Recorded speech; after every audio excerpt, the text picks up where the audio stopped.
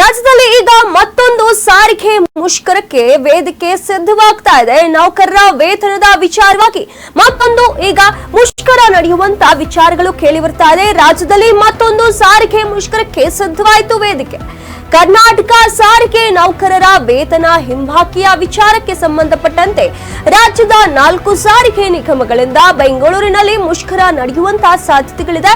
ಜನವರಿ 29ರಂದು freedom park ನಲ್ಲಿ ಬೆಂಗಳೂರು ಚಲೋ ಮುಷ್ಕರವನ್ನ ಆಯೋಜಿಸಲಾಗ್ತಾ ಇದೆ. ಸುಮಾರು 38 ತಿಂಗಳ ವೇತನ ಬಾಕಿ ಉಳಿಸಿಕೊಂಡಿರುವಂತಹ ಸಾರಿಗೆ ನಿಗಮಗಳು ಬಿಎಂಟಿಸಿ, ಕೆಎಸ್ಆರ್ಟಿಸಿ, ಕೆಕೆಆರ್ಟಿಸಿ, ಎನ್ಡಬ್ಲ್ಯೂಕೆಆರ್ಟಿಸಿ ಎಲ್ಲವೂ ಕೂಡ ಈ ನಿಗಮಗಳಿಂದ ಈ ಒಂದು ಮುಷ್ಕರಕ್ಕೆ ಈಗ ಮುಂದಾಗಿರುವಂತದ್ದು. ಈಗ ಸಾರಿಗೆ ನಿಗಮದಿಂದ ಮತ್ತೊಂದು ಮುಷ್ಕರ ನಡೆಸೋದಕ್ಕೆ ಯೋಚನೆಯನ್ನ ಮಾಡಲಾಗ್ತಾ ಇದೆ. ಈ ಹಿಂದೆ ಕೂಡ ಹಲವು ಬೇಡಿಕೆಗಳನ್ನ ಇಟ್ಟು ಸಾರಿಗೆ ನೌಕರರು ಮುಷ್ಕರಗಳನ್ನ ನಡೆಸಿದ್ದಾರೆ. ಈ ಬಾರಿಯೂ ಕೂಡ ನೌಕರರ ವೇತನ ಹಿಂಬಾಕಿ ಉಳಿಸಿಕೊಂಡಿರುವಂತಹ ಕಾರಣ ಈ ಒಂದು ವಿಚಾರವನ್ನ ಇಟ್ಕೊಂಡು ಮುಷ್ಕರವನ್ನ ನಡೆಸೋದಕ್ಕೆ ವೇದಿಕೆ ಸಜ್ಜಾಗ್ತಾ ಇದೆ.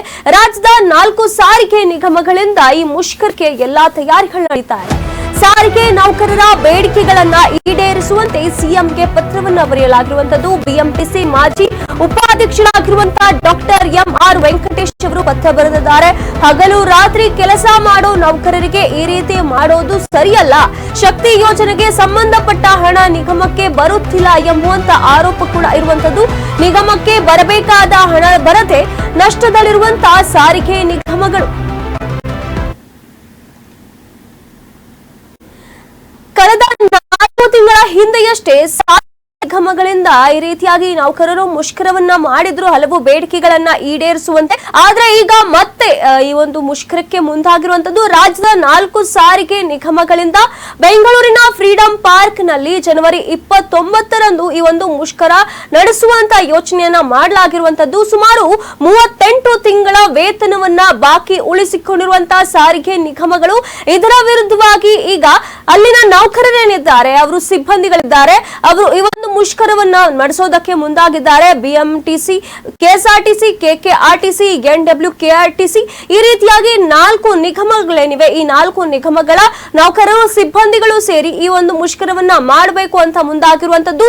ಸಾರಿಗೆ ನೌಕರರ ಬೇಡಿಕೆಗಳನ್ನ ಈಡೇರಿಸಬೇಕು ಅಂತ ಹೇಳಿ ಈಗ ಸಿಎಂ ಸಿದ್ದರಾಮಯ್ಯ ಅವರಿಗೆ ಪತ್ರವನ್ನ ಕೂಡ ಬರೆಯಲಾಗಿದೆ. ಬಿಎಂಟಿಸಿ ಮಾಜಿ ಉಪಾಧ್ಯಕ್ಷರಾಗಿರುವಂತಹ ಡಾಕ್ಟರ್ ಎಂಆರ್ ವೆಂಕಟೇಶ್ ಅವರು ಪತ್ರವನ್ನ ಬರೆದಿದ್ದಾರೆ. ಇಲ್ಲಿ ಹಗಲು ರಾತ್ರಿ ಎನ್ನದೆ ಕೆಲಸ ಮಾಡುವಂತಹ ನೌಕರರಿಗೆ ಈ ರೀತಿಯಾಗಿ ಮಾಡುವಂತದ್ದು ಸರಿ ಅಲ್ಲ. ಇಲ್ಲಿ ಶಕ್ತಿ ಯೋಜನೆಗೆ ಸಂಬಂಧಪಟ್ಟಿರುವಂತಹ ಹಣ ಯಾವುದು ನಿಗಮಕ್ಕೆ ಬರ್ತಾ ಇಲ್ಲ ಅಂತ ಆರೋಪ ಕೂಡ ಮಾಡಿದ್ದಾರೆ.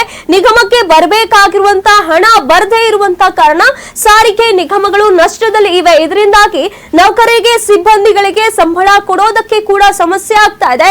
ಇದಕ್ಕೆ ಸರಿಯಾದ ಒಂದು ಕ್ರಮ ಬೇಕು ಅಂತ ಹೇಳಿ ಈಗ ಪತ್ರದಲ್ಲಿ ಉಲ್ಲೇಖಿಸಿ ಮುಷ್ಕರಕ್ಕೆ ಕೂಡ ಈಗ ಕರೆದಿರುವಂತದ್ದು. ಈ ರೀತಿಯಾಗಿ ಹಲವು ಸಮಸ್ಯೆಗಳನ್ನ ಮುಂದಿಟ್ಟುಕೊಂಡು ಈ ಒಂದು ಮುಷ್ಕರವನ್ನ ನಡೆಸುವಂತ ಯೋಚನೆಯನ್ನ ಮಾಡಲಾಗಿದೆ.